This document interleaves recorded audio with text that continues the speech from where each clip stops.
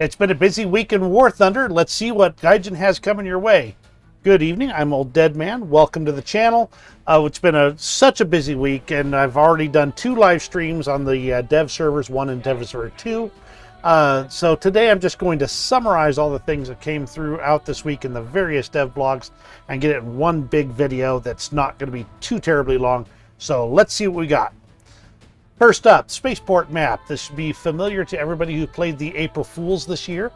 Same map, less futuristic, no laser weapons. The base gameplay is unchanged from the previous map, with A on the northern edge of the town with sporadic cover, B in the heart of the town with too many angles and plenty of cover, and C with just a building on the cap zone and rolling hills all around it.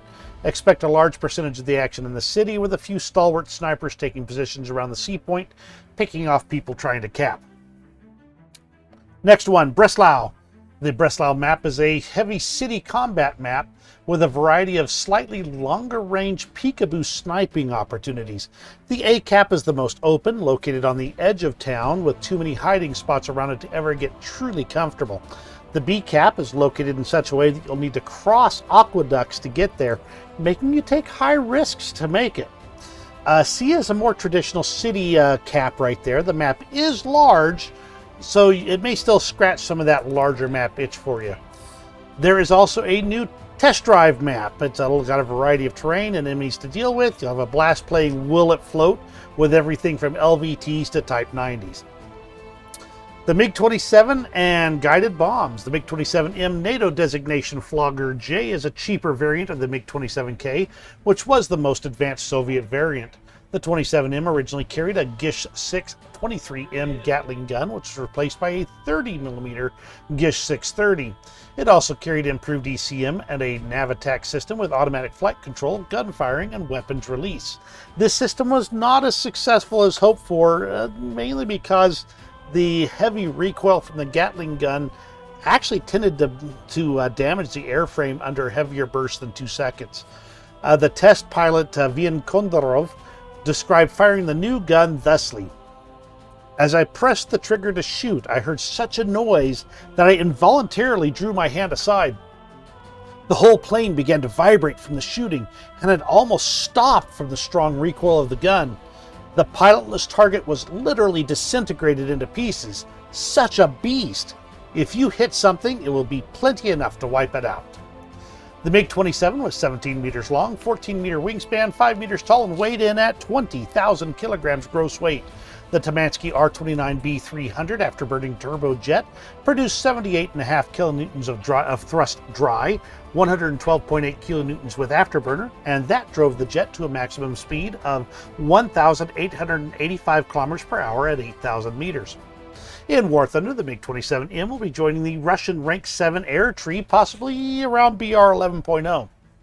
The JA-37 Viggen is the first fighter interceptor model of the Viggen delivered to the Swedish Air Force in 1979. It was also capable of a secondary attack role capability.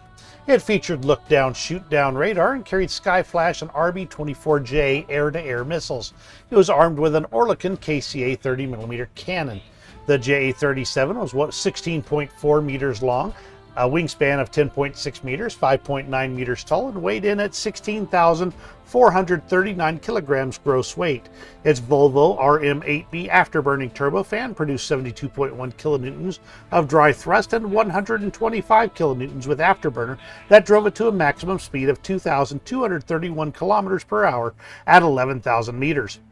In War Thunder, the JA-37 will be joining the Swedish Rank 7 tech tree, possibly at BR 11.0. The J-35a Draken was a fighter delivered to the Swedish Air Force in 1960.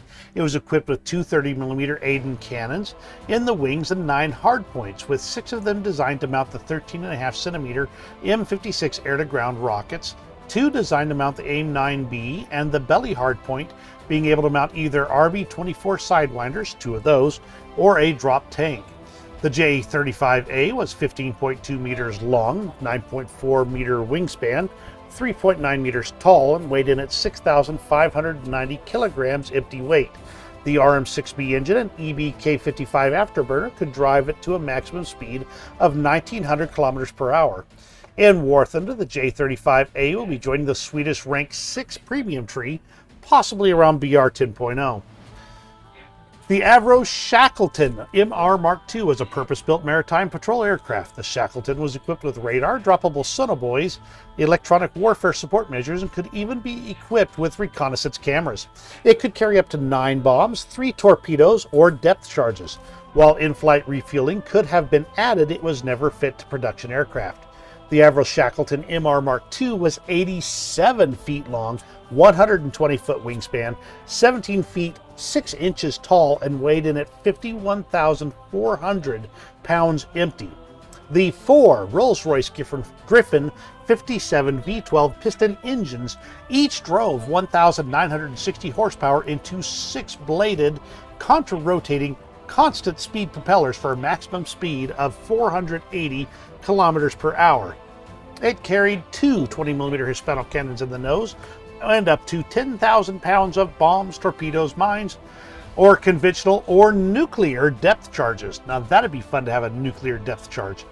In War Thunder, the Shackleton will be joining the British Rank 4 tech tree at possibly BR 6.0.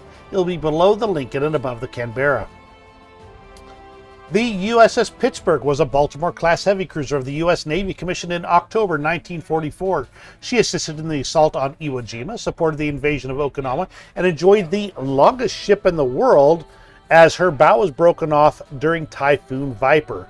The ship made it to Guam, and the bow was later recovered and also towed to Guam, resulting in a brief period where her bow and her stern were separated by thousands of miles. She served through the Korean War and was eventually decommissioned in 1956. She was sold for scrap in 1974. The Pittsburgh was 673 feet long, 70 feet abeam, with a draft of 20 feet 6 inches and a top speed of 33 knots. She was armed with 9 8-inch guns, 12 5-inch guns, 48 Bofors 40mm guns, and 22 Oerlikon 20mm cannons. She carried 4 aircraft and a complement of 1,142 men. In War Thunder, the Pittsburgh will be joining the U.S. Rank 5 Blue Water Fleet, likely at BR 5.7. The Blohm & Voss BV-138C-1 Sea Dragon was a flying boat built and operated by the German Luftwaffe as a maritime patrol and naval reconnaissance aircraft. It featured a unique twin-boom 3-engine arrangement, 2 20mm cannons and 2 turrets, up to 3 7.92mm machine guns, and a 13mm machine gun. It could carry up to 500 kilograms of bombs or depth charges, or up to 10 passengers. There was also a minesweeper variant.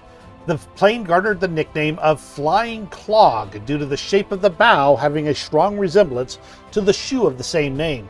The BV-138C-1 was 19.9 meters long, 26.9 meter wingspan, 5.9 meters tall, and weighed in at 11,770 kilograms empty.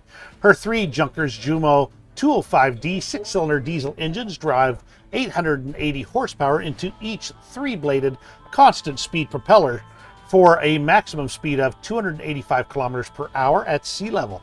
The plane carried a crew of 6 and either 6 50-kilogram bombs or 4 150-kilogram depth charges.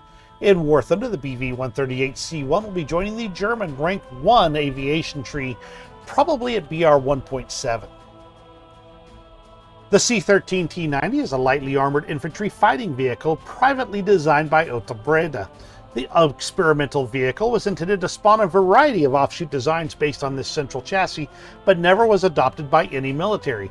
The C-13T-90 was 6 meters long, 2.7 meters wide, 2.6 meters tall, and weighed in at 22 tons. The 443 horsepower 8V183 TC22 8-cylinder diesel engine drove the vehicle up to a maximum speed of 64 kilometers per hour. It was outfitted with a 90mm cannon and a coaxial 7.62mm machine gun. It could carry a crew of 3 and up to 9 dismounts.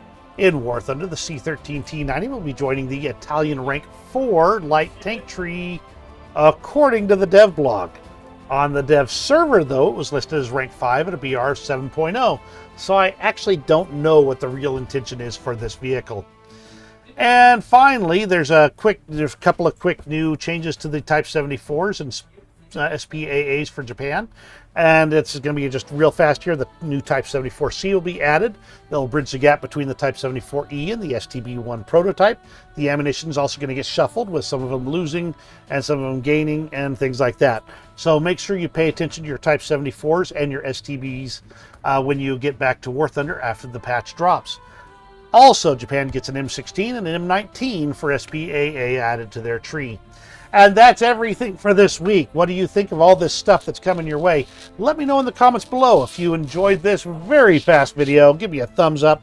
And I hope you have a great rest of your day. We will see you in War Thunder. 43 horsepower, 8V, 183T.